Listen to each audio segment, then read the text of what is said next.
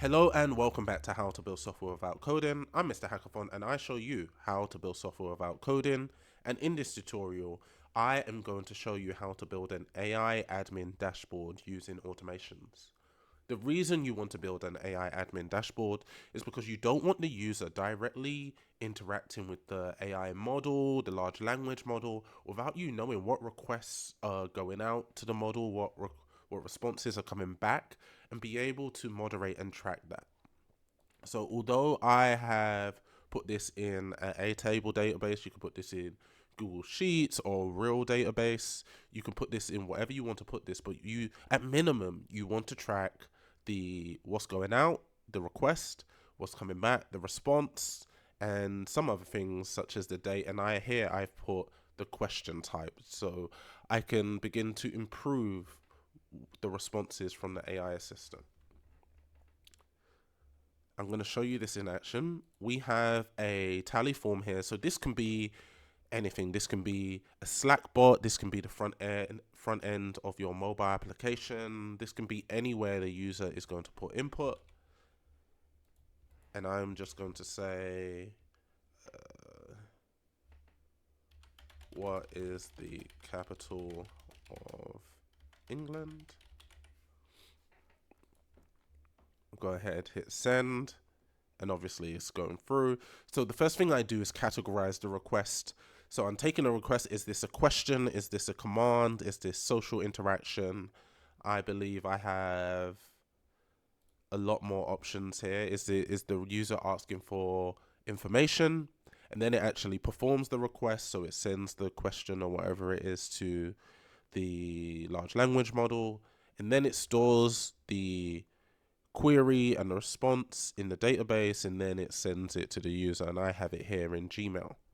So I said, what is the capital of London? And it says the capital, or what is the capital of England? And here it says the capital of England is London. To show you more detail on what's actually going on, so I have a sheet, or I have a table that's named requests. I have a request ID, I have a request text, response text, question type, and creator time. What I have here in make is I'm taking the user input from tally, our form, and here I'm categorizing the request. So you can see it says, hey, you're an assistant that categorize user request. Based on the user query, categorize the request, and I have given it a list of different you can see feedback and support here, and I have described feedback and support. And what you can see here is only return the category, for example, custom commands. So when we go to our sheet, you can see, hey, informational query, social interaction. And then what it does, it creates a new record in Airtable and stores it in our database.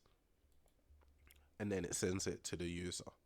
I think this is a highly effective way to start storing the information going out and in a way that you can actually view the data.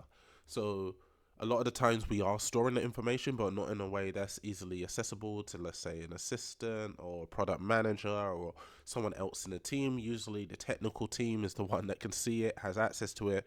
You want to be able to store it in somewhere that another team or someone less technical can actually view it. Here I've done it in Airtable, but you can use Retool. I think Retool is a great tool for internal applications for a use case like this to begin to store the data. And you can see here, you can add different fields. What you could do, where we have the question type, we can highlight the question type and see, hey, out of the 10 queries, 8 of them are social interaction and 2 of them are informational queries, but we have an informational AI assistant. Okay, so there is a mismatch in what the user wants and what we've produced. So let's rethink this product.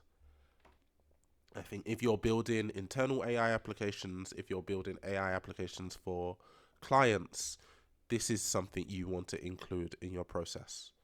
If you have any questions, feel free to reach out to me in the comments section or social media, and happy hacking.